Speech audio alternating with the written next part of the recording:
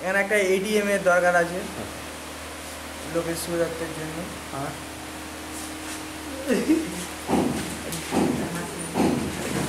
রাস্তাঘাট, ড্রেন আর সবথেকে বড় হচ্ছে জলের ব্যবস্থা। জলের ব্যবস্থা, তারপরে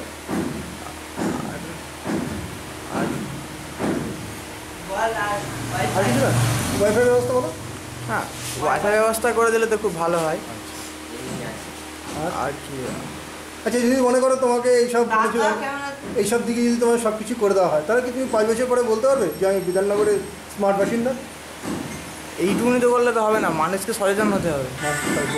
তারপরে তাহলে এইগুলো করে দিলে কি তাও মানে হবে না? সচেতন আরও করতে, আরও সচেতন হতে গেলে কী করতে হবে বলো? হতে গেলে তো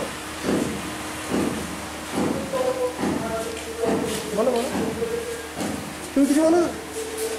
কেন এইটুকু যাচ্ছি, সচেতন হতে গেলে মানুষকে, আর সবথেকে বড় কথা পরিবেশ যখন এত দূষণ হচ্ছে তার জন্য গাছ লাগানো।